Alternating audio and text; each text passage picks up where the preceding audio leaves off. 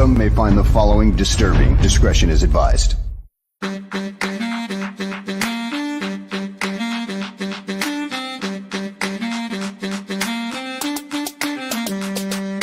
Bears. Because of the way they play the nickel corner here, and the nickel corner plays 88, 85% of the snaps. He's got to be like part linebacker. The Bears. When you're in the scouting room, there's going to be differences of opinion.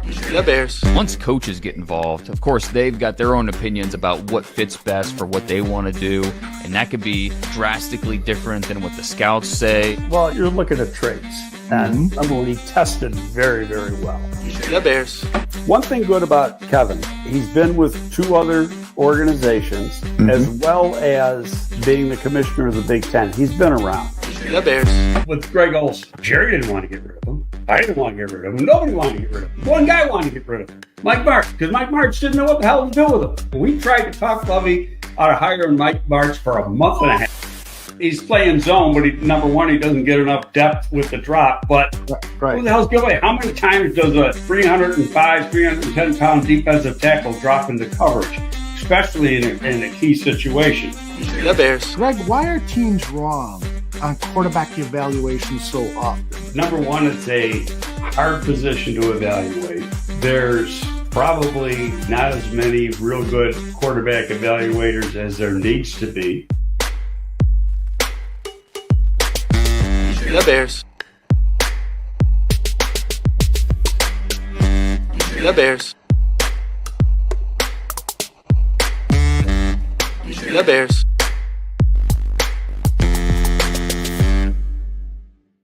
Welcome, everyone, to a fresh episode of GTF, Gabriel Talks Football. My name is Aldo Gandia, and we have got a great show for you today. You know, every time we get a guest like we get today, for me, it's like Christmas. It's like going into a store and finding out all of the potential Christmas presents my favorite football team is going to acquire in April at the NFL draft. And this guest has been with us a number of times before, but he is a close friend of Greg Gabriel, the star of our show, who is with me now. Greg, how are you, my friend? I'm real good. How about you? I'm super excited about the conversation we're going to have over the next, maybe we can keep him for 45 minutes. What do you think, Greg? It's up to Eric.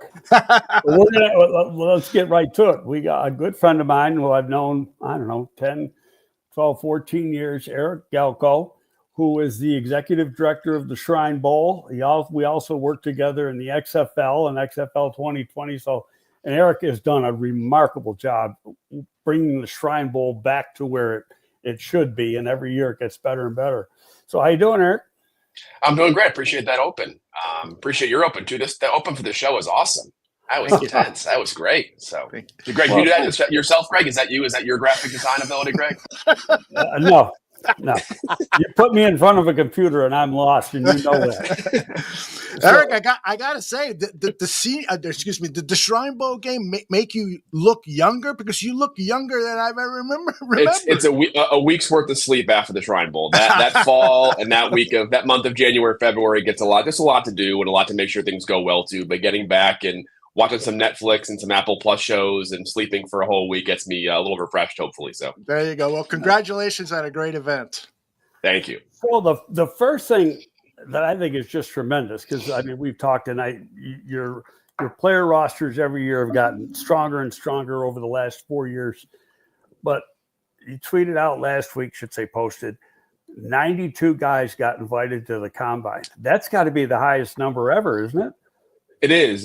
And honestly, there's probably 10 to 15 more I'm shocked to get invited to. And I think it's a testament to a couple things. One, our scouting team, which, Greg, you're a big part of as well, and having a lot of discussion, a lot of great people on our team to make sure we're not missing guys early on. And you know this, Greg, but people on the outside who don't appreciate it is that we don't get the benefit sometimes of just NFL grades, because as we're inviting players, NFL teams are figuring stuff out. Directors of college scouting probably don't know 100 players off the rip, not to mention 100 that we have to invite to the game. So really our staff has to be pretty far ahead of where NFL teams are. And NFL Combine is obviously voted on by NFL teams. So we're kind of guessing who may be guys NFL want to see, or at least NFL teams have draftable grades on, a month or two before they actually get invited to the Combine. So to have that high of a number, it's a little bit of NFL validation. But again, we're validated more so by who gets drafted in April, and then who makes a roster in September. So we got a ways to go to know if we have another record-breaking draft class at the Shrine Bowl this year. Well, last year there's 55, 56 got drafted, something 50, like that? 57. Keep bumping it up there, Greg. Okay. So what's your expectation for this year? In the 60s, mid-60s? Yeah, I'm hoping to be a 60. I'm hoping to keep always going up, right? Any other company in the S&P 500, you want to keep going up every year. So I think we've got another great roster this year. And, hey, the real, part of this that's important is that there's a finite number of draft picks every year, right? Between 254 and 257 this year every year. And for us to go up means we've got to not miss on guys on one aspect, also more and more players choosing the Shrine Bowl of other events too. So I'm very proud of the fact that a lot of players have talked over the last 3-4 years, and we've done things, I think, a certain way that a lot of players feel confidence and trust in saying, hey, the Shrine Bowl is a good spot to be, from guys like Shadur Sanders being the maybe first overall pick, opting to come to the Shrine Bowl, other first-round picks this year, or guys later on day 3 who have options. So we're hopeful. Don't want to get too ahead of ourselves. We're hopeful and optimistic that it should be another record-breaking year at the Shrine Bowl. Now, I think you had a record number of players too, didn't you? Because, that were actually practicing during the week. Because I noticed that when you got to game time, there's like 30 guys who, who opted out of playing in the game, but in practice all week. Yeah, we've had a lot of guys at practice. And again, I think part of that is just thankfully the players that we bring in are guys that want to compete and want to be there. But, my real focus is not on making guys feel pressure about practicing at all or practicing all week long too. And my philosophy kind of different from other people in that it's almost like dealing with young children. You tell them to do something, they're not going to want to do it because they feel forced to. But if you let guys make their own decisions, a lot of guys will make those choices. And we had probably 4 or 5 players who we told NFL Network, our broadcast partner, hey, they're probably not going to play, and they end up playing because they feel healthy. So our focus on health and wellness and not pressuring guys. Hopefully there's a lot of guys want to play in the game. But really for us, I've always thought this, that, hey, this is the first time these players will meet NFL personnel in person, face-to-face, and talk to them, right? I tell all the guys all the time, hey, the practice can matter for sure. For some guys, Mason McCormick a year ago, Kobe Turner 3 years ago, right? Practice mattered for those guys and for a good number of guys that will. But this is your first impression in person. NFL teams got a first impression on you maybe 3-4 years ago when you first started playing, but they haven't met you yet. And the interview process and being healthy for the combine are really 2 of my focuses. Whether guys practice 1 day, 0 days, 4 days in the game or whatever, them being there and them being a part of it benefits the hospital, benefits these guys as well too. So when they practice, how much they practice is not really a factor for me. It's about being there, being present, and taking advantage of everything. Well, if they have a good interview, that saves them from doing a certain amount of team interviews once they get to the combine 100%. Because they've already knocked it out of the way. I'll never forget when Zay Flowers talking to him later on the draft process and him telling me just really compared to other first-round picks that he wasn't as busy other parts of the draft process just kind of shows that, hey, our interview process is good, and while the interview process can make a guy like Zay Flowers, his life a lot easier, his interviews he does have at the combine or elsewhere, much more purposeful and not rushed because he's not doing 25 in a day. And allows him to kind of really be himself and be at his best all year long too, and then be ready to go for minicamp. We forget these guys. The draft process is exhausting for these players, and then they get drafted, and then a week later they're running out there in front of their NFL scouts and GMs for the first time, right? So these guys being healthy and fresh throughout the draft process really has a domino effect to rookie minicamp and then training camp. And if you're tired the whole draft process, you don't have time as a person to catch up on that too. So we hope that a lot of the Shrine Bowl offers allows these guys to be healthy and rested for the rest of the draft process and beyond. I'll tell you, there's one player that once you did the measurables, it broke my heart because I love the player, and that's Newman from Michigan State. And he only had we're going negative all the way right away, Greg. Jeez. No, then I'm throwing it out. But the thing is, I was going to say he practiced really well. Yeah, and I think there's, first of all, I think arm length has become a little bit less relevant. It's still very important, but less relevant scheme to scheme. Some teams are saying, hey, we're sick of missing on good players because we're about an arm length thing, but it's certainly a factor like you mentioned. I think one takeaway I got is for one, talking with NFL personnel, and I watched NFL myself too, so I can agree to this, is that A, he had a great week of practice, and B, hey, the center projection is not going to be very hard for him. Mentally, he can do it. He's played a lot of football at Holy Cross and now Michigan State. He's changed systems 3 times in college. It's always important for guys to be that center, to have, almost benefiting from playing in a lot of systems to learn that much. And again, the way he moves and how quick he is, I have no doubt that he'll be one of the highest non-combine guys drafted this year because he's shocked that wasn't out of the combine. And number 2, I think a lot of NFL teams will say, hey, if he's not a guard for us because of arm length, and that's really a stickler for us, he's going to be one of the better center prospects in this year's draft class. Yeah, I agree with you. And as far as making line calls and stuff, you could see on tape that he was making a lot of line calls for Michigan State. And so that's when I first started watching him, and this was back probably the beginning of October. I just thought this guy might be a center because I didn't know what his measurables were at that point. And I didn't think his arms were as short as they were, but hey, it is what it is. And there's one other guy that was on the roster and then didn't come, and Swinson from LSU. Yeah. What happened? Because I know he wasn't at the Senior Bowl either. Yeah, he opted out to an all-star game this year, which is a bummer, and it's his decision. Yeah, because he's a good football player. He's a great player. Was planning on being there and practicing all week long and being a part of the week of practice, and just kind of late decision to not be there as well too. And there's a lot of reasons for that I'll kind of let him, let NFL teams know at the draft process. Right. Nothing bad, just want to do that process well too. But he's a heck of a player. I'm rooting for Braden. He's a great person, and he's going to have a great NFL career. I think he has a chance to not only be a top 100 pick, but crack the upper echelon of that when the draft process ends. Now, who'd you like the most? Oh, they're all my favorite, Greg. I can't pick that. They're all my 140 whatever kids we had in the end too. But I was really I'll tell one guy that I'm proud of just because it kind of comes full circle for me the last 3-4 years is Max Brosmer at Minnesota. And I mentioned him because I get hired for the Shrine Bowl in maybe it was March or April of 2021, right? So going to the 2022 draft class, and my first trip for scouting as well as recruiting was going down to Atlanta to recruit a quarterback named Malik Willis at a Quincy Avery QB takeover camp. And I'm there for Malik, and he impressed. I was a big fan of Malik Willis, was super bummed he didn't choose to come to the Shrine Bowl. And a great person. I'm still rooting for Malik all the time. But I'm there, and I'm watching him, and I'm watching a couple other quarterbacks that are there that are impressive as well too. And I see this guy off of the corner who's this, kid with backwards hat, and he's got the quickest release I've seen since Jimmy Garoppolo, at the Shrine Bowl in 2011, right? And I'm like, who is that guy? I remember asking Quincy Avery, and Sean McAvoy works with Quincy. I'm like, who is that kid? Oh, that's Max. He's, only a redshirt freshman at New Hampshire. He'll be a guy, though. You'll like him later on, too. And I have 3 or 4 videos I took of him. Some I think for social media purposes later, but that moment was like, I want to make sure I recognize this guy. And I have the text to prove it. I'm like, hey, 2023, 2024 Shrine Bowl, let's keep this guy in mind. And 4 years later, we invite him. He's there. I've gotten really close to Max ever since. Max knows I've been a big fan of him for a while, too. And then, not only that, but he did so well at the Shrine Bowl that he was a later combine ad and a second wave invite guy. So he's a guy that I've thankfully been a chance to know for 3-4 years, and seeing him grow as well as crush it during Shrine Bowl week, I think consensus among NFL teams. He was one of the 2 or 3 best quarterbacks we had all week long. That was one I think I love all of our guys, but I'm super proud of Max and how much he's grown and where he's at now as a draft prospect. That's great stuff. Eric, I got already a couple of questions from the folks in the chat. Cornelius says he saw a clip of SMU defensive lineman Elijah Roberts. What is your assessment of him? I saw online there were a lot of compliments about his play during the week. Please share your thoughts. It's always great, and I try to use a lot of data to kind of, maybe it's the lawyer or the finance person to me to kind of like, hey, let's not just be able to believe, let's back it up with things. And I think he ended up leading the country in pressures this year, total pressures per PFF. So you say, okay, when the guy is not undersized, he's 6'3.5", 6'4", 290, leading the country in pressures. When I go back and watch all the film, I expect to see a certain kind of guy. And you watch the film and you watch Shrine Bowl practice, the motor is outstanding.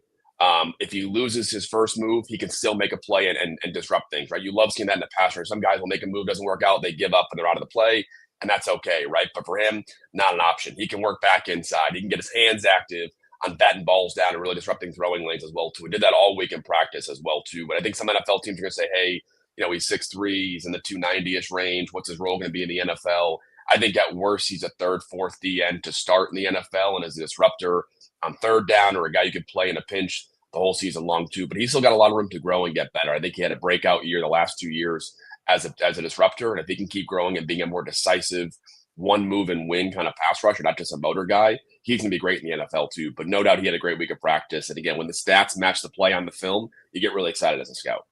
Looking at the one-on-ones, a guy who jumped out, and it was a player that I really liked going in, is C.J. West from Indiana. Yeah, so strong. He's a guy that can just win as a bull rush in the NFL. Here's a clip right here. You're going to show him too.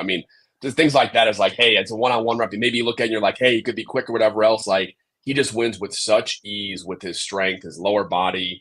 Upper and lower body are in sync. They're both equally strong, so he's not relying on one or the other. And I think in the team drills, especially, dominating the run game. I mean, he made some of the team reps, I think, on day 2 and day 3 unworkable for the offense. So I think he's a plug-and-play starting defensive tackle. And, he showed that at Kent State when he was there. I was shocked there wasn't more buzz on the portal stuff. Not trying to knock anybody, but some of the portal rankings you see in the offseason are not very accurate because I'm like, that guy is one of the best I've seen in the country at Kent State. We invited him a year ago late in the process. So Team Indiana, seeing him develop there. And again, for those transfers, even Luke Newman fits this as well. We're learning all on the fly how to evaluate transfers. And sometimes you watch a guy in the first couple weeks and you don't know what that offseason was like for him, and also adapting to a new offense or defense. And sometimes watching guys the second half of the year, their transfers are much more important. I think for Luke and then for CJ West too, back half of that year, forget the stats. You watch the film, he's disrupting everything on that defense. So I'd be shocked if he's not. He's definitely a top 4-round guy. I think when it's all said and done, even this defensive tackle class, he's an NFL starter. You don't let that guy get out of the 3rd round, in my opinion. That's a guy I was hoping would fall to the 5th round, but his tape has been so good. Yeah, I know. His tape is good. Everything about him is good. I mean, but it's it's such a deep defensive tackle class that, it just really depends what each team thinks and body shape. Yeah. To me, he's like the guy he reminds me of as a Bears player, Billings, who's the one technique for Chicago. And they're almost identical types of players. Yeah. And so when I saw him, that's immediately who I thought of.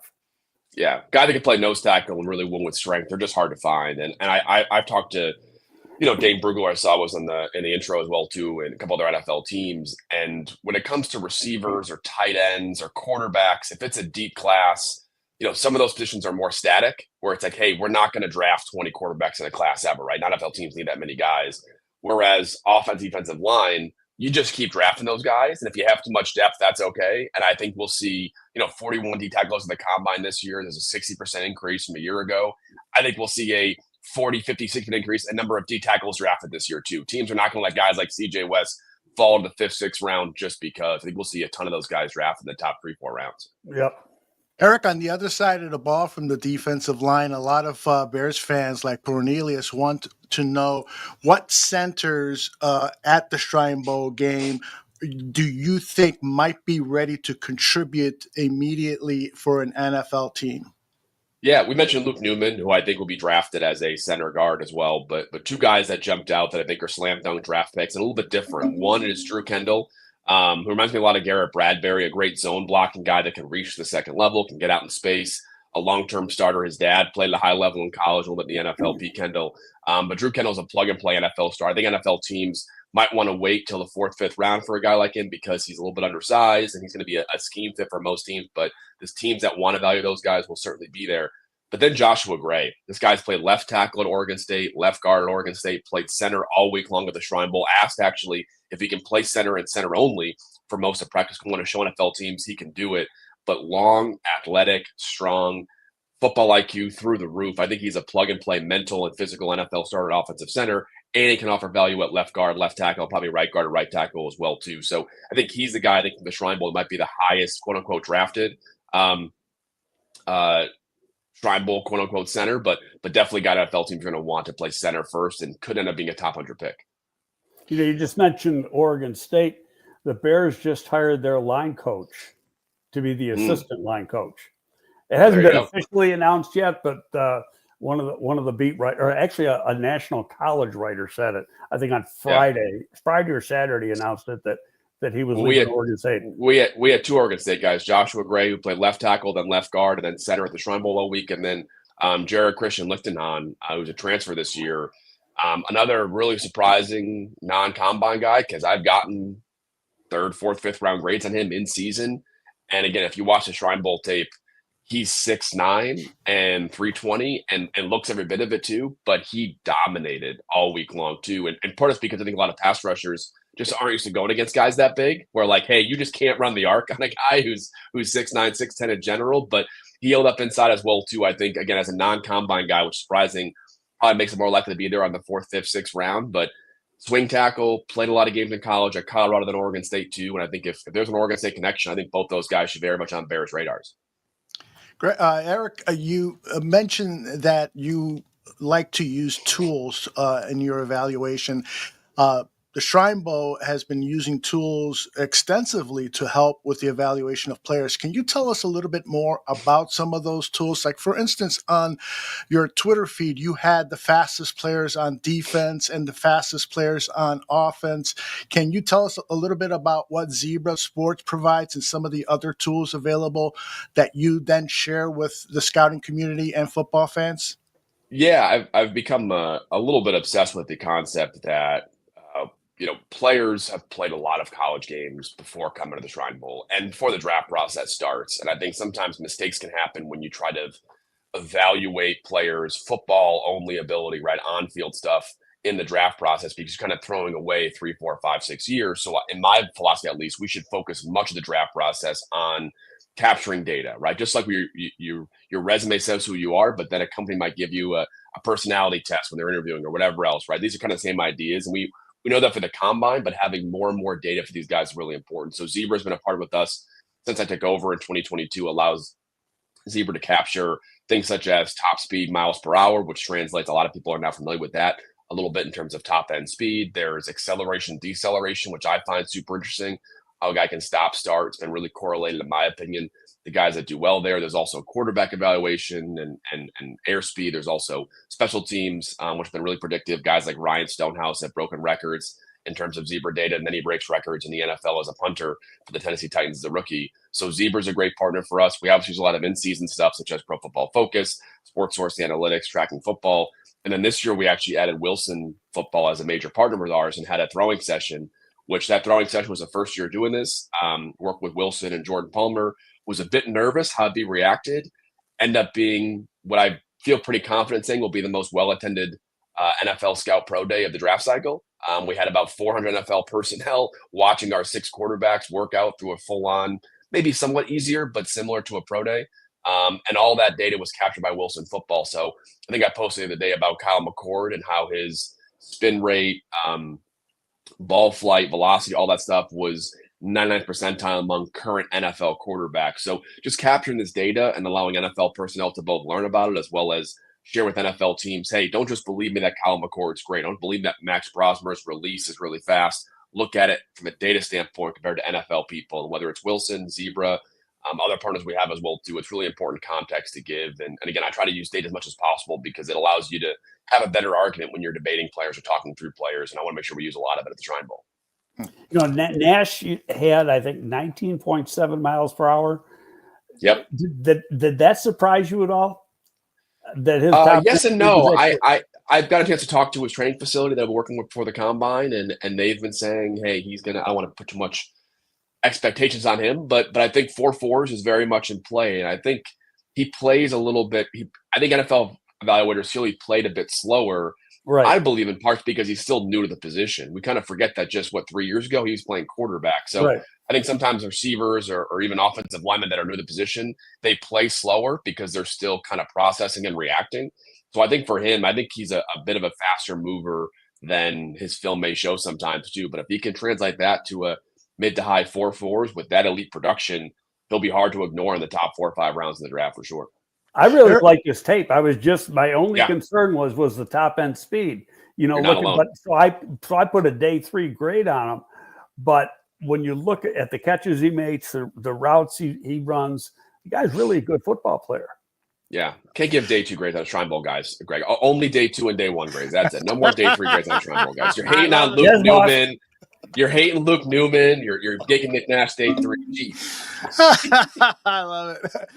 Eric, one of the things that the Shrine Bowl helps scouts with is just that close contact of, while you're watching the practices and so forth. And, I've read that a lot of times some of the most surprising thing for scouts is just seeing the body type up close.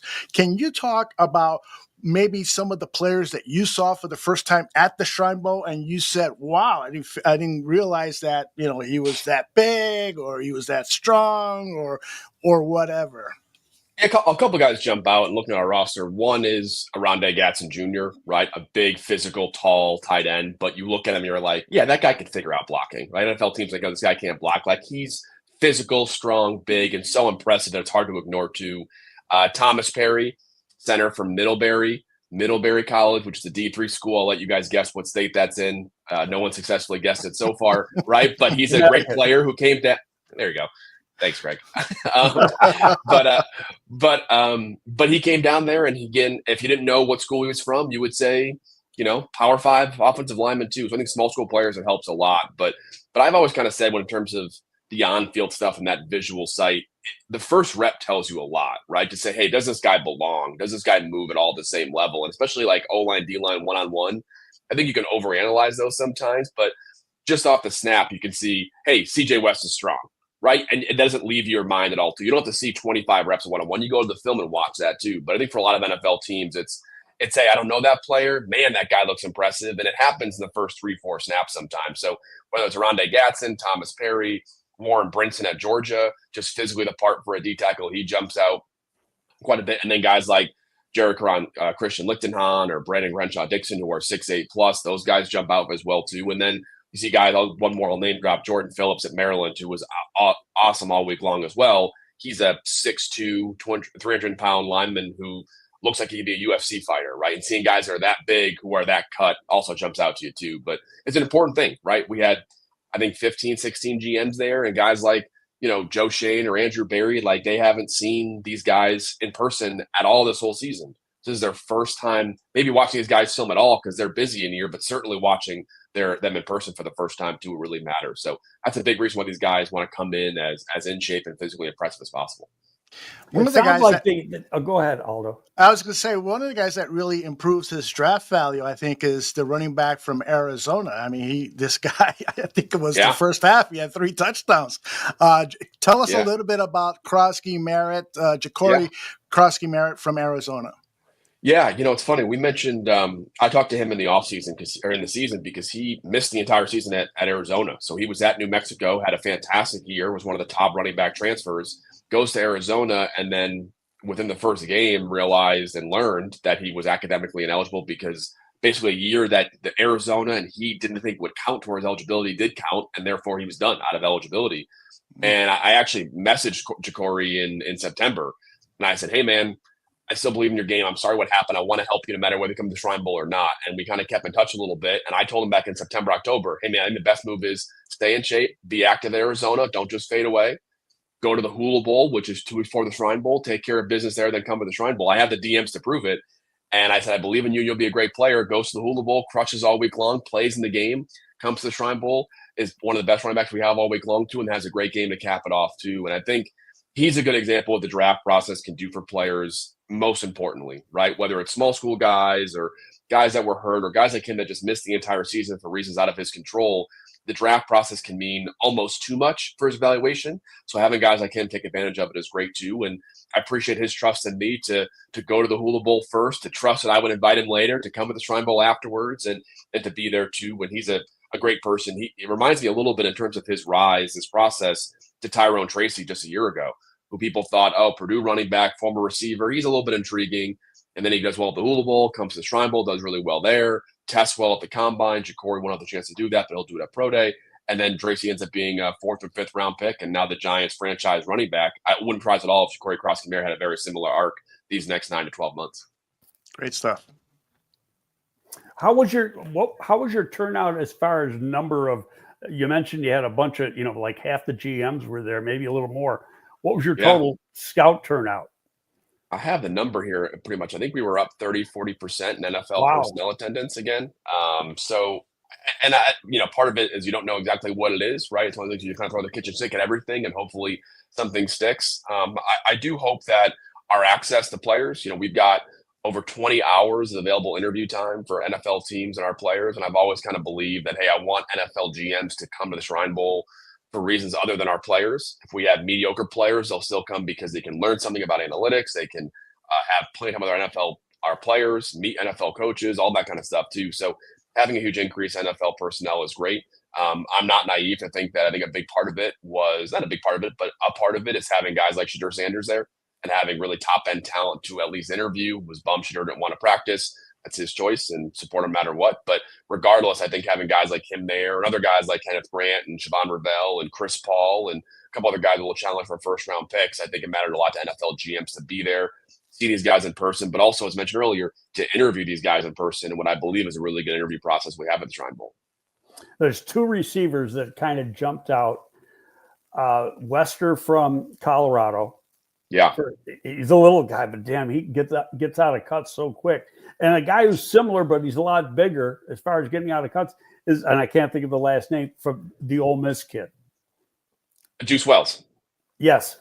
Yeah. Yeah. I think Wester and Willie, we had a lot of, we had a good number of Colorado guys, second to only Syracuse, I believe, overall too. And I've kind of make sure I've always been aggressively pushing back the notion that all these guys are just there because Shedeur's there. And LeJohntay Wester is a hell of a player. I mean, he is your favorite scout's favorite player on the West Coast because he's such a dynamic playmaker. He can work in space. He's probably the best, screen or bubble screen receiver in this class because he can make guys miss in such a short area at a high level, but also develop as a downfield receiver. I saw him to Colorado, and I think NFL scouts have seen it too, that he's a leader of that room, right? Travis Hunter is a little bit, doing a lot as a receiver and corner, but it's Wester that kind of keeps the younger receivers and the older receivers in check too. And I think NFL teams are going to want that guy as a playmaker, punt returner, kick returner, slot receiver, and leader in that locker room. I think he has a real chance with a good 40 to challenge for the top 3-4 rounds of the draft too. And then you mentioned Juice Wells, who kind of got a little bit forgotten about because he was so dominant at James Madison for 2 years, goes to South Carolina, dominates there. An injury happens in 2023 and he misses kind of the entire season. That allows Xavier Legette to kind of emerge to who he was. And then he transfers to Ole Miss for one more year, and they had a whole bunch of weapons in that offense. And he ended with super high yards per catch, I think almost 20, but only about 600 yards. But NFL teams maybe kind of slept on the fact that this guy was a dominant receiver early in his career and is that same player and healthy again. And he was probably had the best separation of any ZX receiver we had at the Shrine Bowl all week long, had some of the best social clips for sure too. And I think Juice Wells and Wester both solidified themselves as top 5 round guys. And now the question is, can they go early with a good draft process and combine? Let me add one more wide receiver to your evaluation, and it's the kid from Eastern Michigan where Cooper Kupp went to. Tell us about Efton Chism. Yeah. A player, I mean, his production's been undeniable, and he's done it for multiple years at Eastern Washington, and that red field's always hard to miss, but was a dominant player production-wise. And the film shows that, again, when you look at guys that are high production, you're like, all right, what's allowing this? And you want to almost, in my opinion at least, you want to enter the film almost pessimistic, right? Like, hey, at a smaller school, especially a receiver or a pass rusher, hey, level of comp questions, maybe the offense is force-feeding him, what's going on there? And you watch his film, and you can't help but go from like, hey, is a little bit better than maybe I would have thought coming in, right? A slot receiver and a guy who's not that big. What's he going to be like? And then we always had our eye on him. And then he goes to the Hula Bowl. And again, credit to the Hula Bowl for having him there. Was comfortably the best receiver all week long at Z receiver, slot receiver. Rave reviews from their coaching staffs, guys like Brian Belk and Mike Smith coaching that game. Rave reviews from those guys as well too. NFL scouts being like, hey, can you please have him? And, I had 3 or 4 teams, I won't say who they are, telling me, hey, we've got early to mid-round grades in this guy. We would let's make the Shrine Bowl to kind of make sure we're right. Not like we're hoping he's a draft pick. Like, hey, let me make sure I can go to my GM and tell him we should draft this guy in the 3rd, 4th, 5th round and come to the Shrine Bowl after a guy we liked most of the season. That's kind of a later ad after the Hula Bowl and dominates all week long. And I think he's a guy that has proven every step when he's gotten the chance, like Cooper Kupp, hey, I'm not just an Eastern Washington small school receiver. I can play against FBS guys. I can play against the best at the Shrine Bowl. And he's doing stuff against future 1st, 2nd, 3rd round corners all week long too. So I think he's, again, some other guys, he solidified himself as a draft pick. I know teams that like him a lot, and I cannot imagine teams that already had 3rd, 4th, 5th round grades saying after the Hula Bowl and Shrine Bowl, yeah, we want that guy less. Like, no, we want that guy more. I think he's got a great chance to be a top 4 or 5 round pick. How was the kid from, because I kind of gave him to you late, the move tight end from Towson? How did he play during the week? Yeah, he's a former offensive lineman at Shippensburg D3 early on in his college career, and he's kind of grown to be a tight end. And I think you can still see 2 things. One, you can still say he's still developing as a tight end, and there's some nuance areas of his steps out of his stem or whatever else. You're like, hey, this guy can still get better here. But he is so talented and able to win in one-on-one pass reps or reaching to the second level as a run blocker in ways that are like inefficient, right? So you get excited as a scout when you're like, hey, this guy's winning the wrong way when he starts winning the way that like a tight end That's should what do it, that's like what's what I it saw going to on be? tape. I just saw raw Yeah. talent. Yeah, and I think it's there. I think he's further along than what his early season at Towson Waters even 2 years ago was. But every area scout that has been through that program said like, hey, either he's a late round or a high PFA, but we definitely want him. And Greg, those guys get picked. Guys at teams like, hey, we really want him as a PFA. Let's just take him in the 7th round. So I think Carter, he solidified that. Again, no combine, so pro day will matter a lot to him. But I think if he's 245 plus at pro day and has enough size, he's going to run really well. I've already heard the numbers he's going to run. He's going to run in the 80, 90th percentile of the position too. But I think his growth over the season, then at the Hula Bowl and at the Shrine Bowl as a route runner and as a blocker shows NFL teams. Again, I tell guys all the time, you want to keep showing growth, right? You want to play spot the difference with NFL scouts. What's your film here? What's your film here? Is there improvement? If there is, that means you're still going up. But I think Carter's shown that throughout his college career at Towson and during the draft process so far. My experience with these guys that are like borderline, do I draft them or I let them go to free agency? It's like you're on the phone, you're in the 7th round, you're in the 6th round, and you're on the phone and the scouts are pushing for the guy. And if you find out the other teams are calling the kid too, then it's like, he's going to cost money in free agency. I better draft him. So, yeah. And so you pull the trigger to make sure you get him, especially if you got extra 7s. Yep. Athletic tight ends, special teams aces, offensive tackles, centers, right? Big pass rushers. Like those guys are hard to find in free agency too. And I think that's why a guy like Carter Runyan, I think he's edging on the passive beyond that though. He's getting to the point where now teams are going to say, hey, we've got a real role for him. Guys like Michael Pruitt, who played in the league for 5, 6, 7 years as an athletic move tight end. Like he jumps out as a guy that the Vikings took, I think, in like the 5th, 6th round and played a long time in a role for them. I think Carter is approaching the idea of like, hey, he's not some developmental P squad guy anymore. He's a guy that in one training camp can be our 2nd or 3rd tight end. I think he's gotten to that point in this draft process so far. Good. Eric, tell me about the future of the Shrine Bowl, because I'm not saying this to blow smoke up your, it truly, the work that you've done with the Shrine Bowl the last few seasons has been monumental where it was. And it's always been a great game and what it represents has always been great. But there have been changes that you have brought to the Shrine Bowl game that have made it much more significant in the eyes of the NFL, if this is my opinion, and fans. And so where do you go from here? What innovations, what can we expect out of Shrine Bowl game in the future? Yeah, we want to. I think we do a great job with media access during the week to make sure that media sees a lot of value as well. So we want to get more and more people to be around it. I'm very proud of the fact that whether it's NFL clubs or media or agents, there's a lot of loyalty when they see what we do and how we do things, how we take care of players, how much time you guys get with our players, NFL clubs. And I think something I'm proud of that is to keep growing organically in that way. We want to add more data and more information. That's a huge focus for me. It always has been. There's a lot on our plate as a staff, so it's hard to kind of do too much too fast. But having more of an analytics forward approach is really important to me because I believe in it and I want to see that kind of stuff. I'm a lifelong learner, so I love learning about Wilson data or Zebra data myself, and I think NFL teams will as well. But I think our future is going to be continue to grow in really organic, simple ways. We're close. We're close to being a best-in-class event in every metric we want to hit as well too. And one of the cool parts about this job and this event is the better we do, the more reach we have for Shriners Children, which is so important, right? This year we had, just off of Shador Sanders and Deion Sanders, their presence alone led to 25, 26, 27 million impressions just on social media for the hospital, right? And that leads to clicks about what the hospital is. And we see that data of people saying, hey, I know this player's coming to the Shrine Bowl. The downstream of that saying, hey, what's Shriners Children's Hospital too? So I think the growth of the game is going to lead to more awareness there as well too. But in every metric we want to grow, we want to keep growing as an event, from reach to NFL draft picks and first round picks to overall media engagement to overall draft picks to all that kind of stuff really matters to us as well too. So growing organically at this point, 4 years in, I think we have a good model to keep growing. We've grown every year by 15 to 100% based on the metrics. So for us, by doing things the right way, and hopefully more and more people recognize it. Excellent. One more question from the chat, and that is from Bearski Film. He's interested in finding out the the depth of this draft. So if you're talking to a general manager and he asks you, outside the top 3, 4, 5 guys, whatever is considered a tier 1, how big is that tier 2 and how long does it go to? Does it go to the top of round 3, et cetera, et cetera? I think it's a pretty big tier 2 this year. I think there's a lot of players in this class. And I think the top of the draft, again, I think there's always an idea, like some people go too far over. Oh, it's a super weak draft. And there's always the answer somewhere in the middle. I think there are plenty of guys that people don't talk about as like slam dunk players.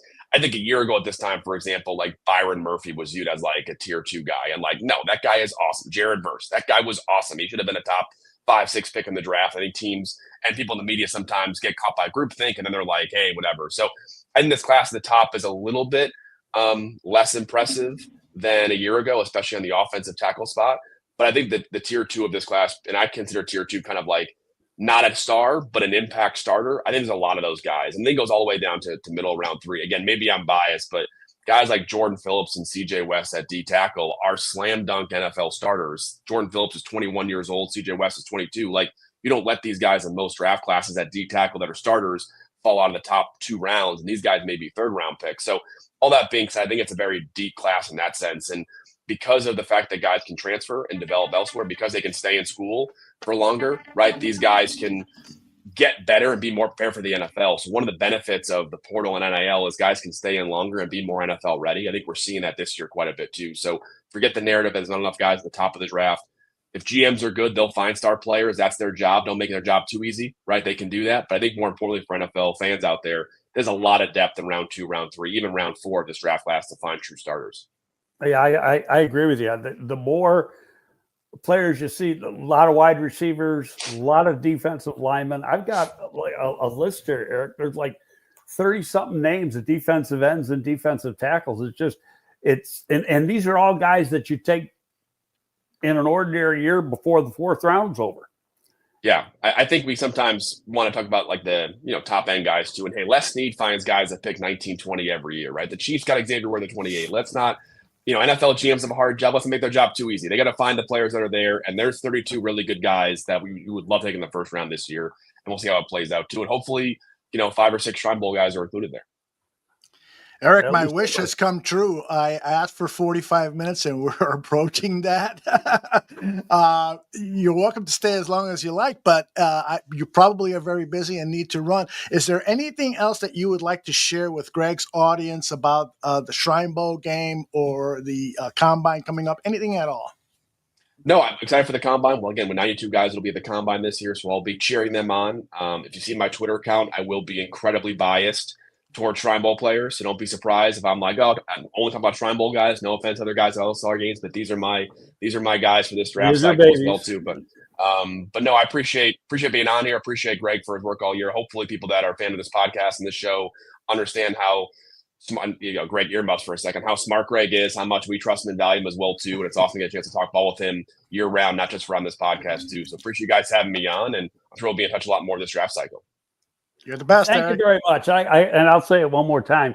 When Eric took this game over 4 years ago, I mean, the game was really down.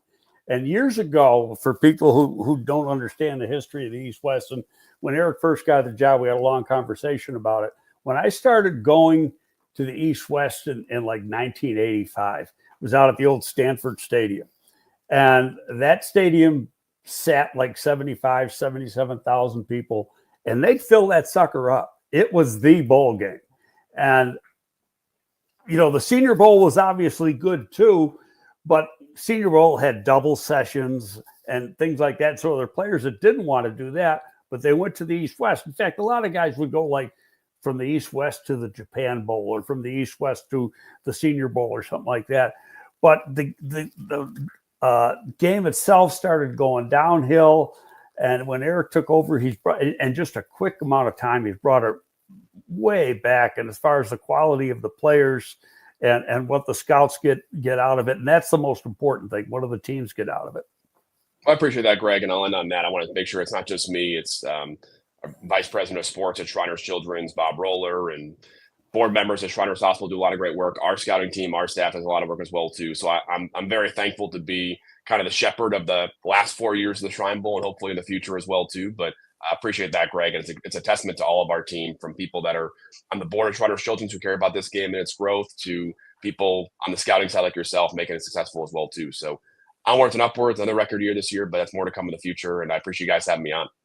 Well, thanks for Absolutely. coming on, buddy. I really appreciate it. Take care, Eric. Bye-bye. See you later. Wow.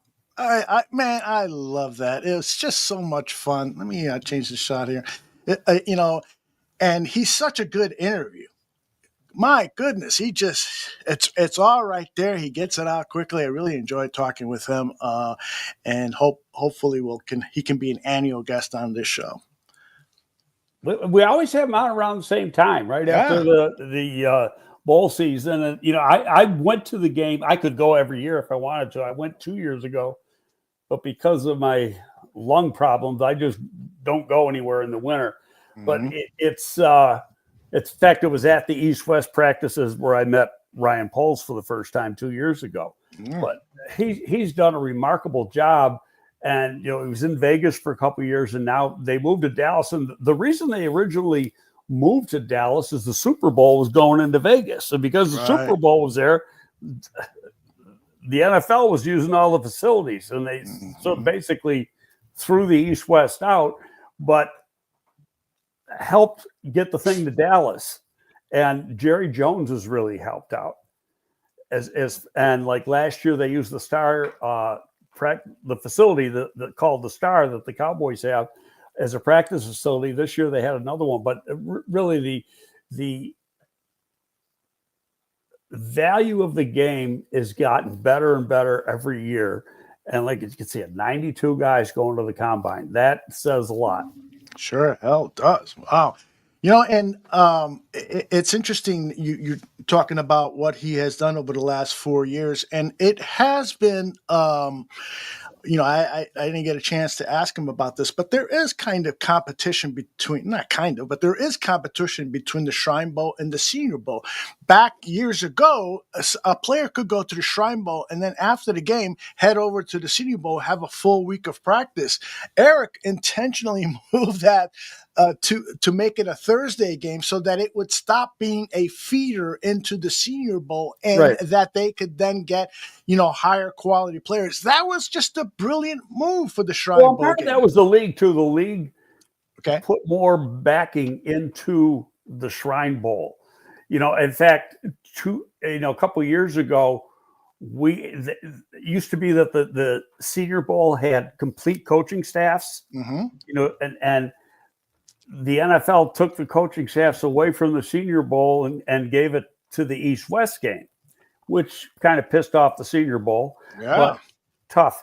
And but then after that, really it came up with, let's cherry pick and give guys a chance to be a head coach. Mm-hmm. Like Hightower was a head coach in the East-West game for one of the teams last year, the Bears special teams coordinator. So that's what they've been doing, and they have like one guy from, maybe two guys at the most from different staffs around the league. So you're getting still really quality coaching, but it's also helpful for the team scouting department because the coach is with these kids for a week and they're hands-on. So they see him in the meeting room, they see him in practice, and they get to know the kid just a little bit better than if you're watching on the outside, on the sidelines, going through the drills or whatever.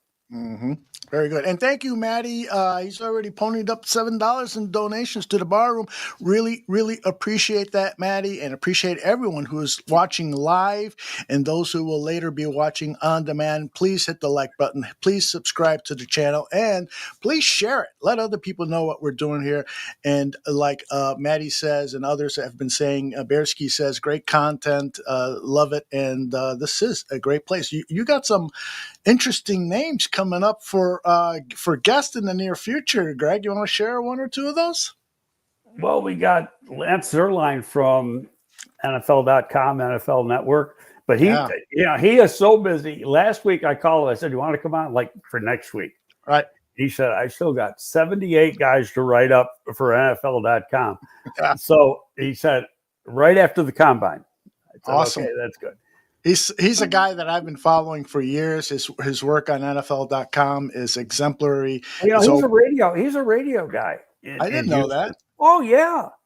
Except he's a good. Unlike Chicago, he's a good guy. He's one of the good ones. Yeah. Keith says this show is like the Encyclopedia Britannica of football. We'll call it the Encyclopedia Gabriel of football. I don't know about that. All right. So lots of good stuff planned ahead. And thank you, Keith. Look at this. You know, we're getting money. I can afford to pay you now. I like that. $4.99. I love it. Thank you very much, Keith. Truly appreciate it. All right, let's talk a little bit about the Chicago Bears. Greg, you mentioned that it's kind of being leaked out. Some of the final hires are being filled in by the Chicago Bears. What do you know about the names that are out there? What can you share with us? I think the staff is outstanding. Mm-hmm. I think they only need a couple more because he kept a lot of the quality control guys and stuff. That was leaked out. The Bears haven't announced anything. Yeah. People know that. And one of the reasons is Virginia McCaskey's death. They were like, there was nothing came out of Hallis Hall last week. Out of respect, yeah, sure. Right. And so the franchise itself was in mourning for the week. It would not shock me if something comes out today or tomorrow, but I mean, what we know, I got to get in. The guys who have a list of it is the Irish Bears. So it's just Irish Bears Network. They do good work over there. Yeah, well, they he's got a coach list. He's got pinned up. So, but you look at it. There's two positions I think still have to be filled. One is a safeties coach. Mm-hmm. They haven't had that, and the other would be the assistant special teams coach. Okay. And everything else I think is filled. You know, you got Antoine Randall Elves, the assistant head coach and the wide receiver coach. Offensive coordinator is Declan Doyle. Ben Johnson's really the coordinator. Press Taylor's pass game coordinator. JT Barrett's got quarterbacks. Eric Bieniemy, who's a hell of a get, is the running back coach. Jim Dre is a holdover at tight ends. Dan Rocher who's one of the better offensive line coaches around. And then they just hired over the weekend, or just got leaked over the weekend, Kyle Devan, who was the Oregon State offensive line coach, and he was the assistant line coach for the Saints for a year or two under Rocher. So they have familiarity with each other. Then on defense, Dennis Allen, an up-and-comer young defensive line coach who a lot of people have good things to say, Jeremy Garrett, and then he's assisted by an old legend in Bill Johnson, who's been around a long time. He's 69 years old, but one of the best of defensive line coaches. So just the fact that he's in a building, that he's going to help these guys a lot. The guy's really a good coach. Another older guy, Richard Smith, the linebacker coach, a guy that who's been a coordinator in the league. I've seen him working with various teams. He's really a good coach. Al Harris has got the corners, and Al Harris, I mean, he's on top of being a real good coach, he's an old school guy, and I gravitate towards old school guys. But you know what's funny is that a bunch of these guys are old school guys. Yeah, I noticed that. Yeah.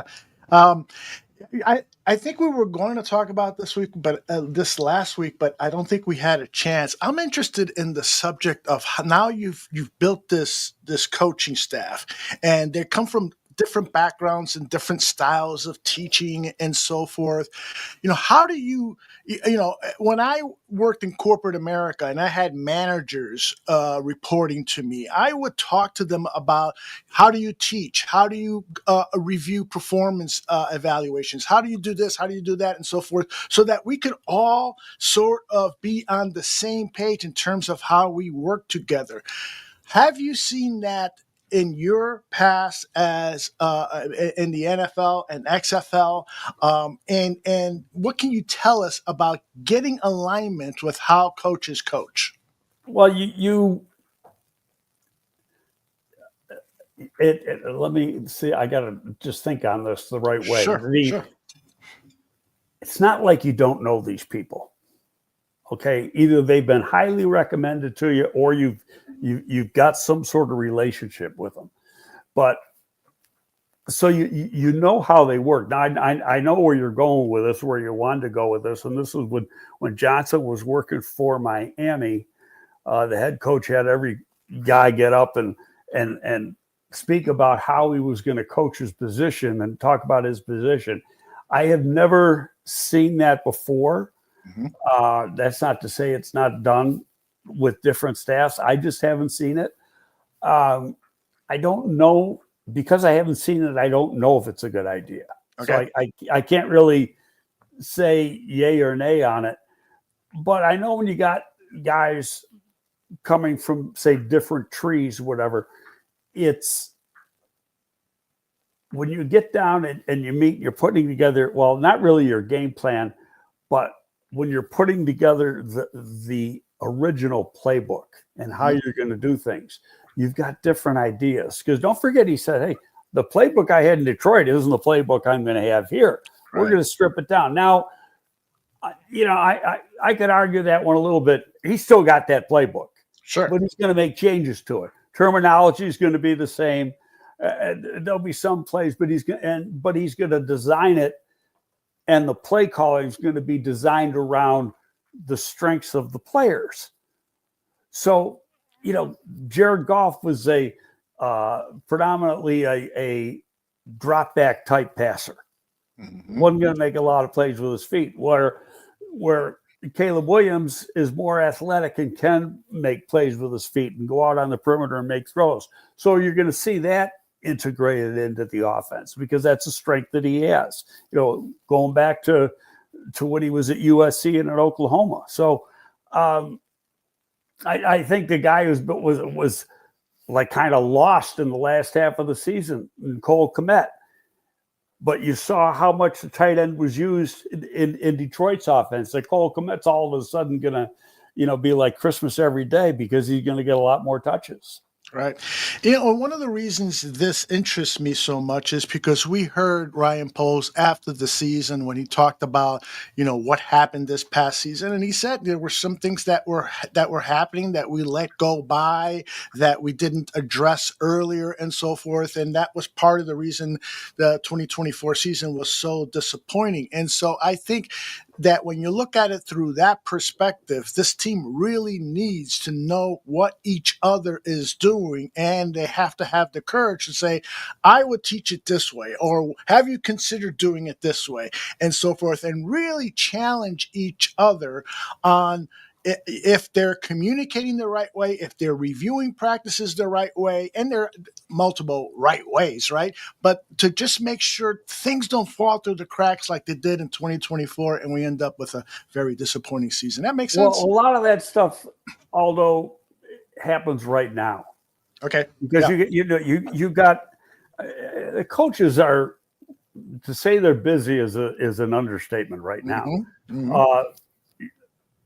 How long the whole group has actually been together, who the hell knows? Because, you find out a writer periodically slips a name out there. Hell, they might have all been sitting in the building the last week and a half, for all we know. Mm-hmm. And I think a lot of them have been. But not only are they putting together an offensive and defensive playbook, but they're just now getting into the draft. But what's even more important for them, because it starts 3 weeks from today, is free agency. So it's who we're going after in free agency. And you've got to get you've got the pro scouting department's opinion on the players already. That's already cast in stone. Now you got to get the guy who's coaching them, get his opinion, get the coordinator's opinion, and try to do some research on the player. Maybe he was at a place where one of these coaches came from and had worked with the player before or whatever. So, everybody wants to have Trey Smith. Well, Ryan Poles was involved with drafting Trey Smith. So about him, and Mekhi Becton. who, did anybody either work with the Jets or the Eagles? He's only been the Eagles this past year, so there's nobody on the staff from there. But it's just, guys like that, or Will Fries from the Indianapolis Colts, their right guard. Does anybody have a tie to these guys? Mm-hmm. Great question from D. Staron. Is Ian Cunningham contributing right now? How much information is he allowed to have? A big smile on your face, because this is an interesting topic. I don't know. I know if Jerry was a GM and I was interviewing for jobs like that, mm-hmm. which is a good thing for him. Right. I wouldn't be sitting in the meetings either. Yeah. Okay. And only because there's important stuff there that you want them to know. And there's not going to be a decision made on that until Saturday or Sunday. So they're in meetings now. They're in, draft meeting. Most clubs are, so I assume the Bears are. They're putting together the preliminary board. And I got to emphasize, preliminary board. It changed what they have when they go to the combine next week. That board looks like now, as compared to a month from now, is totally different, because you're going to get verified measurables. You're going to get medical stuff. You're going to have interviews, which are going to, you get a guy in that room and you're going to really fall in love with the guy. Guys move up a lot because coaches get love affairs. And so then it's like, I got to have this guy. I want to coach this guy, so, and you got to let, if a coach is really driven to coaching player, you got to go out and try to find a way to get him. Now, you can't overdraft him. Right. You still got to get him in the round that he's designated to go in. But it's an interesting thing, because right now the grades they have are strictly the scouts grades, and the coaches haven't even entered the process yet, especially this year, because they're just getting together.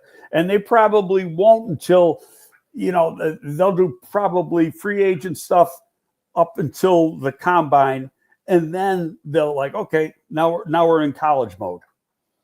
It's fascinating, because I've been thinking a lot about this, as the Jaguars have unbelievably dragged on this hiring process for their general manager now well into February 17th, and they probably won't make a decision, like you said, till the end of the week. Well, they're not going to do the interviews until Wednesday, Thursday, and Friday. Yeah. So, you would think they would have done them today, but or started them today. But Yes. they're not. But part of it is, I get it. And people say, well, they're going to be so behind. And it's not really. Okay. Their scouts have been working, on this current draft since last August. Mm-hmm. Their pro department has been working on the free agents since last September, when the season started. Right. So they've got reports there. And whoever gets that job has his own reports and his own feeling on the player. So he may like a guy a little bit different.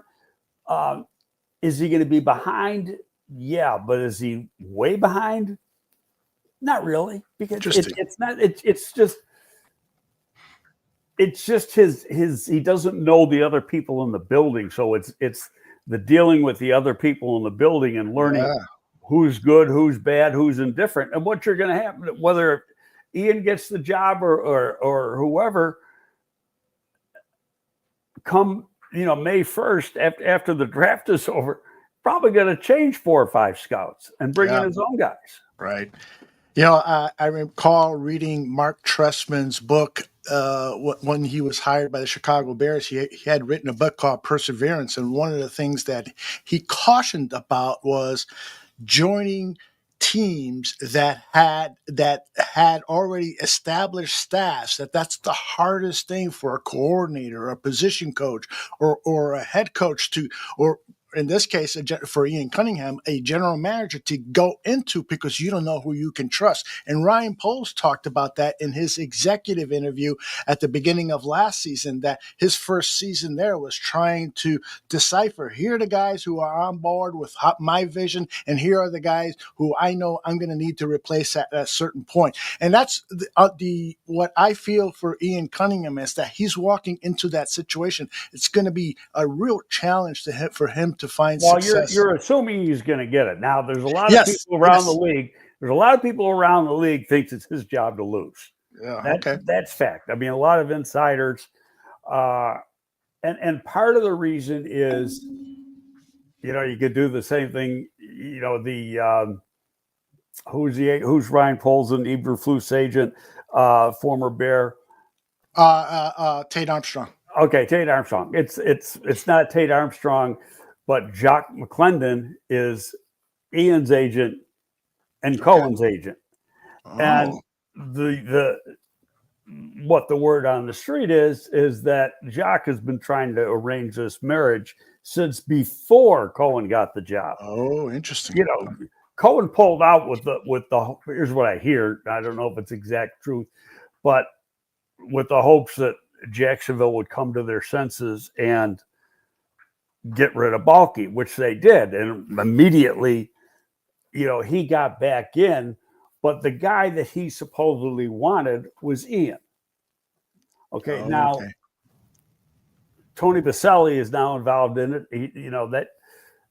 He's going to have a say in the matter, but it's the head coach that has the closest working relationship with the GM. They're like locked together at the hip, So if that's the guy Cohen really wants, and that guy wants the job, then that guy's going to get the job.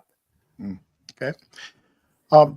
On next week's show, Greg, we're going to go in depth into the NFL Combine and talk about some of the drills and talk about the value of, what the NFL scouts are looking for and which drills are more important. But what I want to learn from you today is, so we're about 10 days away from the Combine.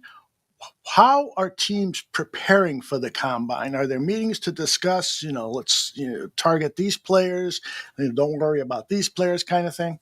Well, you got to turn into the Combine, and probably it was at least a week ahead of time. The first group of players start coming in next Monday. So you got to turn in who you want to interview. Oh, okay. Okay. It's not because they set the dance card up with these kids. So, if they got to go to 16 or 17 different teams, it's all scheduled. Mm-hmm. So those kids don't find out until they get there when each one of their interviews is, and they've changed it. It used to be, and all the time I was there, we were down in Indianapolis, that Holiday Inn Crown Plaza, which was like kitty corner from the stadium. That's where we did. Every team had a room on the first floor that opened up into that courtyard.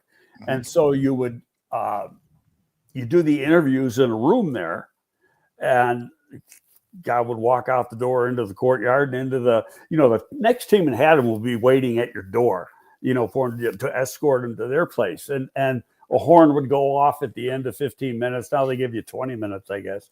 But now they've done it differently. Everything's done in the suites up at the stadium.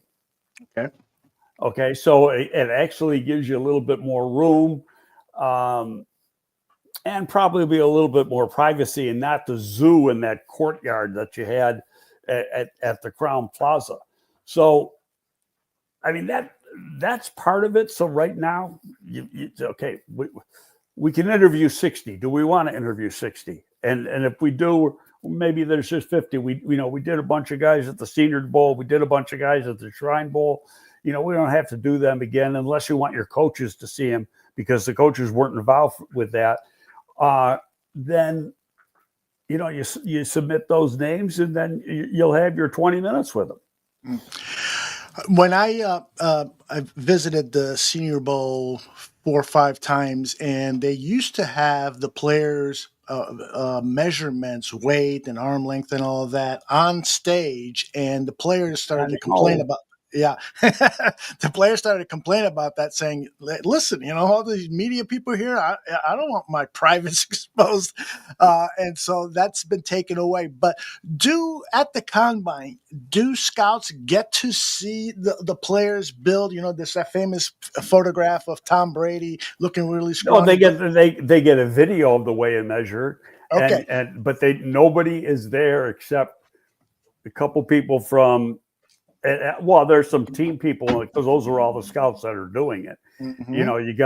You're doing the height, the weight, the arm length, the hand span and stuff, and they're all together. And there's probably 4 or 5 different people from 4 or 5 different clubs that are there, and they videotape the thing. They take the pictures, front, back, and side pictures of the guys. But it used to be that it was on a big stage underneath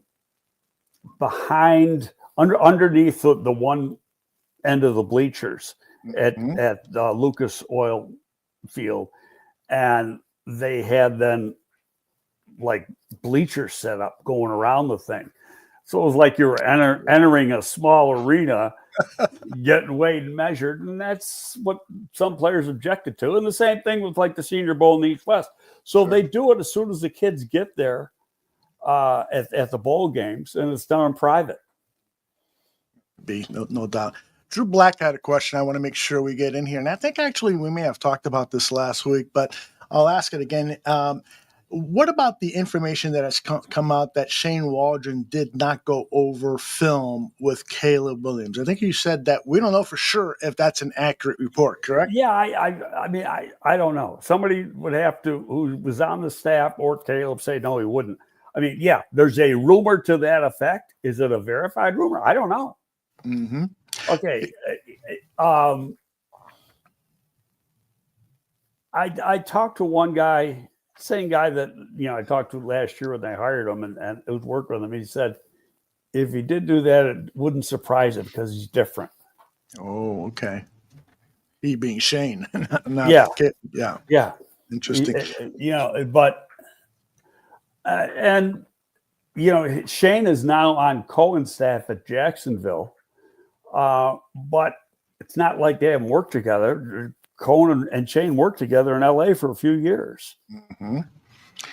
I back when you were with the Chicago Bears, I'm pretty sure I got this correct. Brian Urlacher went on a radio show and said that no one in the Chicago Bears had taught him how to read film. And Greg Blash then was asked about that, and he was really upset that Brian said that and corrected the media. I don't recall exactly what those words are, but in your experience, have you heard of examples where players complained about coaching staff not showing them how to read film? And how many? I imagine there must be a lot of players who have never really been taught the art of reading film and what they should be looking for.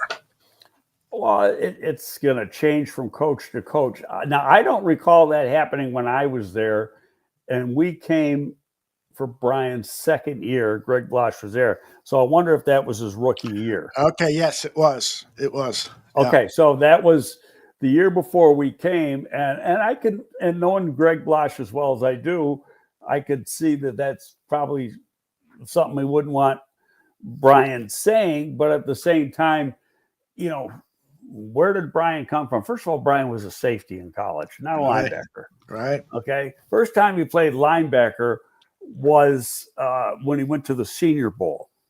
Mm-hmm. And then when he came here, he was playing Sam linebacker, outside linebacker. And then I remember that. He didn't look too good. And then they put him in the middle and things started to click. Mm-hmm. But if there is some similarity between being the Mike backer and a safety is you're in the middle of the field. You're reading the whole field. Yeah. Where when you're an outside backer or a corner, you're reading part of the field, if that makes sense. And One of the guys was on the Bears' old staff and was on our staff. He was telling me that he goes, people say, well, if you can't make it a corner, we'll move him to safety. And he goes, hold on a minute. That's a lot harder than you think. And part of it was that. He goes, you're seeing the game completely different from the corner position than you are from the safety position. Yeah, fascinating.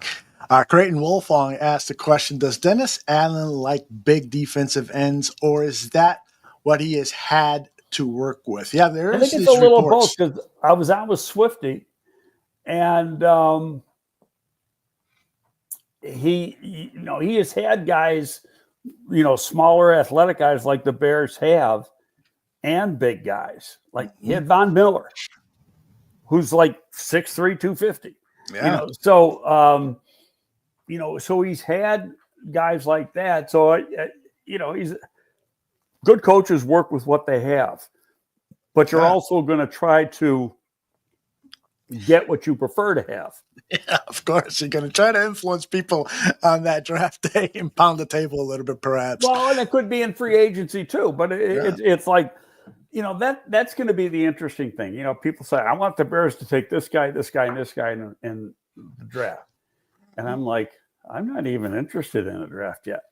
Yeah. I mean, I'm interested, but sure. And 3 weeks from today, probably 3 weeks from right now, we'll already know who 3 players are, at least. Okay. Yeah. And then he can start saying, okay, now I can see what they might be doing in the draft. Right. Yeah. So this is the period where we should be talking about player evaluation, not who the Bears will pick, because we haven't gotten all that data in yet. Makes a lot of sense. Greg Squires wants to know, could big Gervon Dexter move out to the defensive end position if the right situation came about? No, he's like 315 pounds. And Cameron was a big defensive end for Allen and New Orleans, but he's like 280, 285, not 315. He's a tackle, and he's just going to get better as a tackle.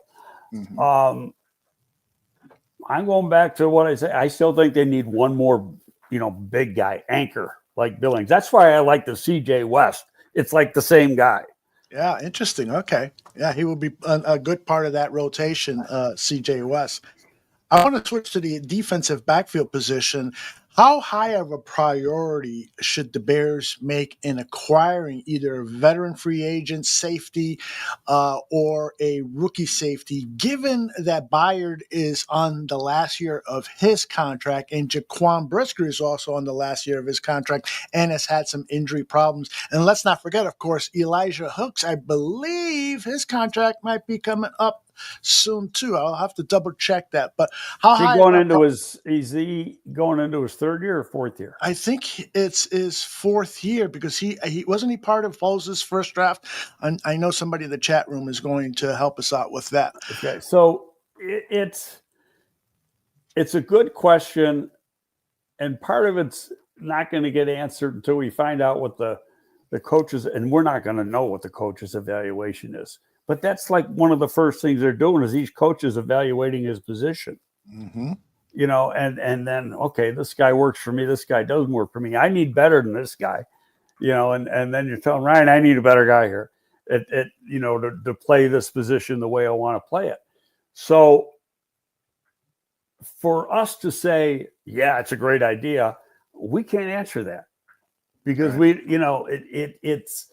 it's all part of a process.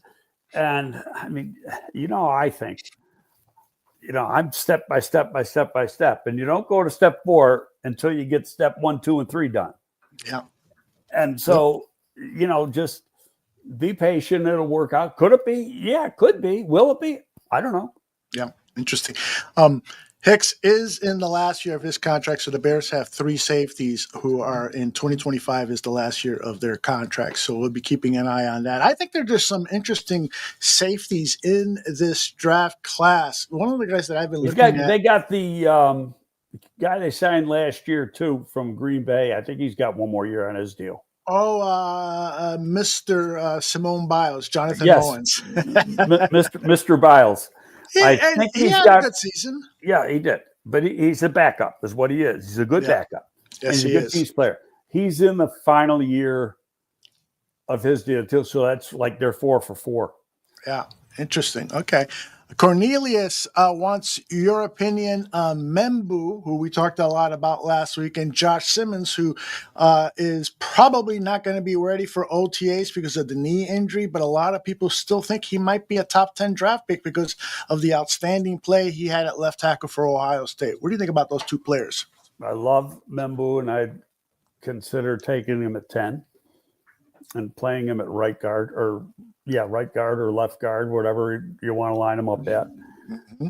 I wouldn't touch Simmons only because he's coming off an ACL, and we already saw what happened with Amagaji last year. The doctors are going to have a big say in that, on how far he has come along. Since he got hurt mid-season, so it was like, October. Okay, so theoretically, he might not even be ready until September. And, especially after having what happened to Amagaji, I just can't see Ryan doing that.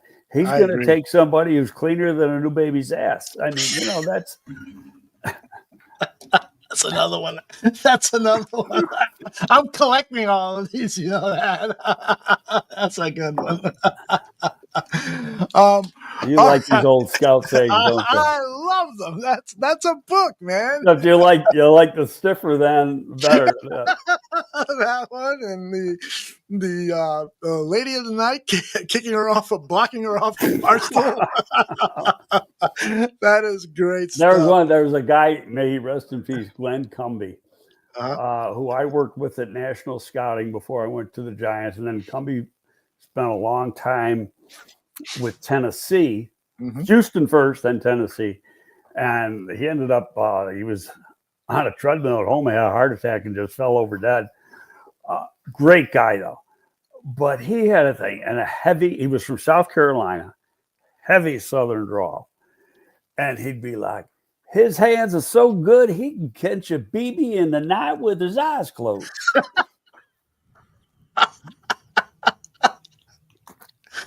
There's got to be a handbook of these phrases available. We need to work on that, Greg. We can make $1 million.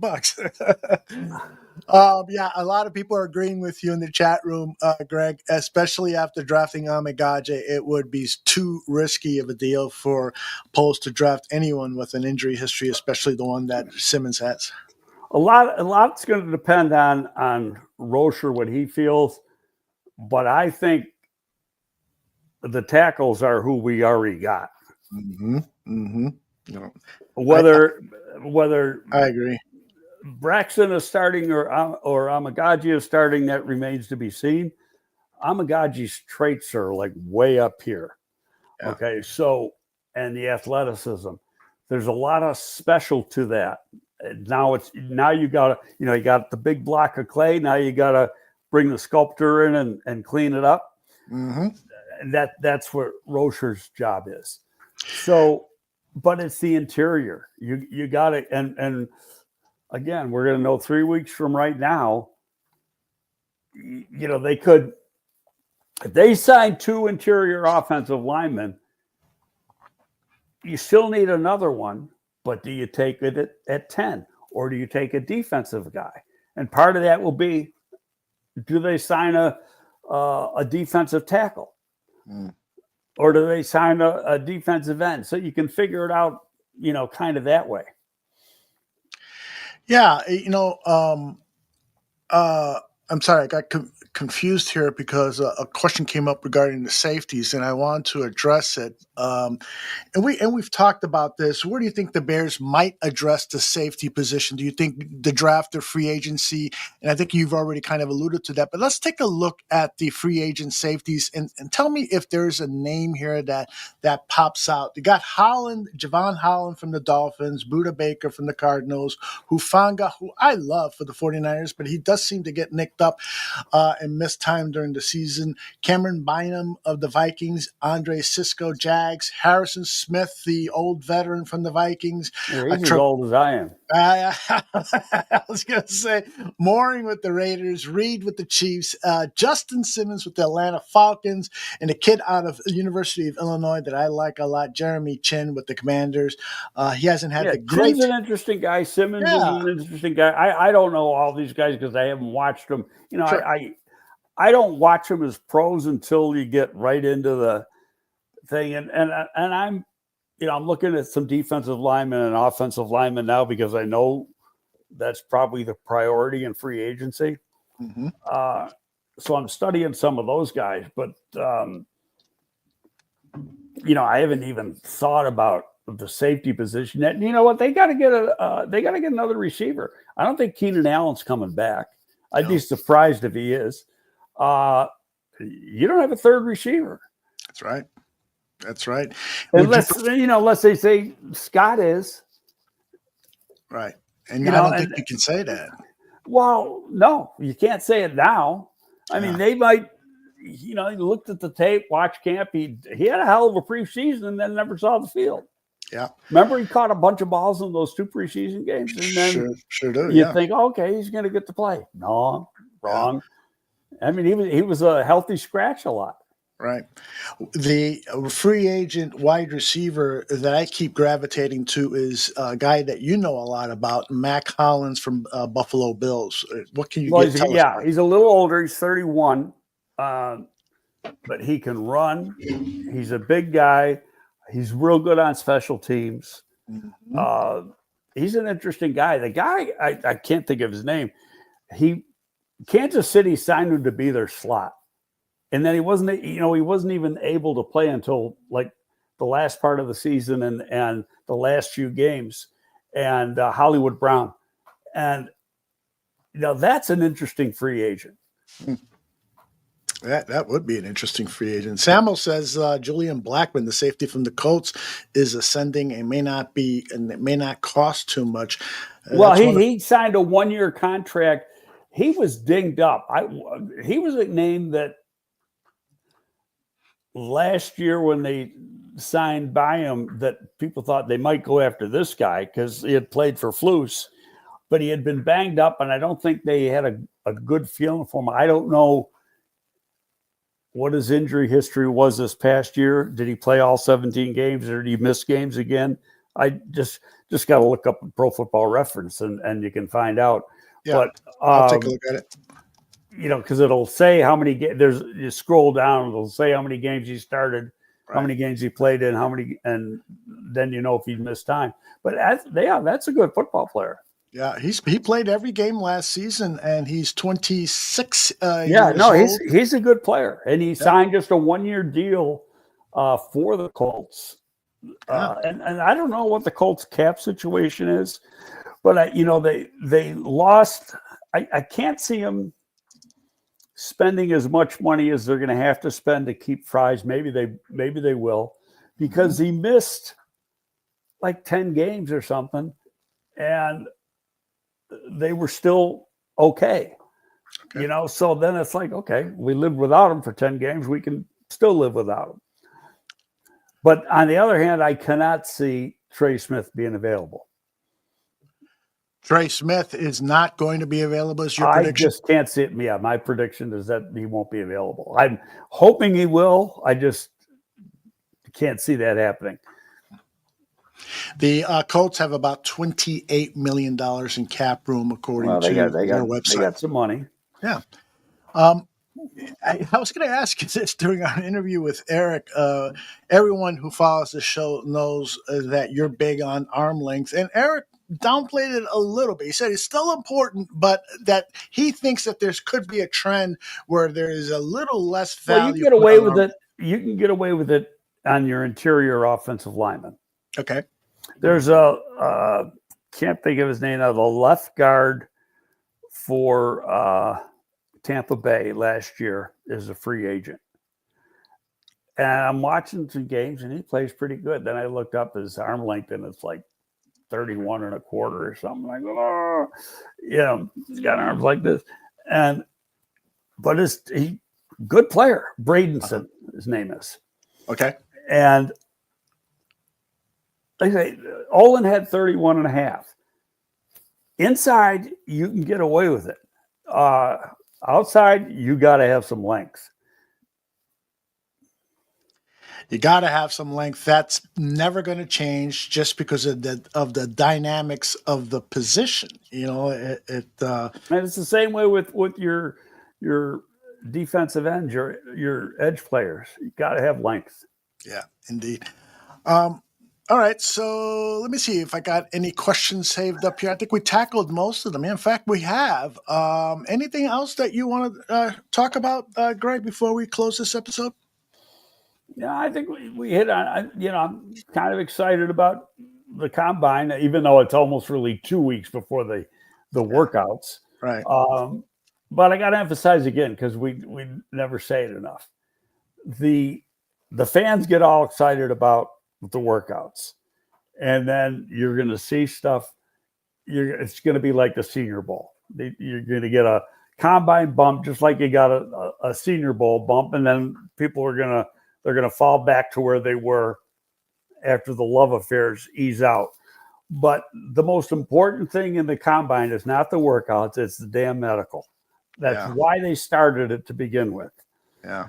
And once you get that and you find out about each person, that they have good surgeries, Simmons, good example, where is he on his rehab? They're going to check his knee. Did he even have a good surgery? What if he's got laxity in his knee? Mm-hmm. 6 months after, it's not even 6 months. It's like 4 months after the surgery, them saying it might not have been a really great surgery. And I'm just throwing a dart at the wall here. I don't know anything about his knee, but you're going to check that. And then they have the rechecks, which are about 2 weeks before the draft. And then they measure how the guy is improved from now until then. Okay. And that gives them even a better idea of, when you're looking at him now, you could say, okay, he should be good by, by August 1st or whatever. But then you bring him into the rechecks and you would hope he progressed a certain amount. Mm-hmm. But if he didn't, then you got to back up that date when he's going to be ready. And if he's ahead, you can move the date up. So those are really, really important for guys that are coming off of surgeries or catastrophic injuries. Remind me again, these players are not seeing 32 doctors, right? There's an NFL doctor, and then they share those results with other. How does that work? No, they go into. There's 6 different orthopedic rooms. Okay. So there's 5 or 6 teams in each orthopedic room. Okay. So they go to all of those. I see. They're seeing one internist where there's a bunch of guys in there doing it. They're doing blood work, they're doing an EKG and all that stuff. But they go, you might have 3 guys in the room. Now, generally, history has I can't remember all the teams with the Bears. Pittsburgh's one of them. But you got the same doctors every year, and they know how to work together, and the same trainers every year. And so, you have one doctor is doing the exam for the other 4. They might be doing 2, and then he's dictating notes, and the trainers are taking the notes down. Gotcha. It's really an interesting process when you sit in there for a while and watch. Mm-hmm. But now, in saying that, the Bears, they haven't named a guy yet. Mm-hmm. But they probably have them. I know as of 3 weeks ago, they did not have an orthopedic surgeon. Whoa, okay. They got some work to do. Because Dr. Bowen had retired. They were in the process of interviewing. But I'm sure they're going to have one, next week. Mm-hmm.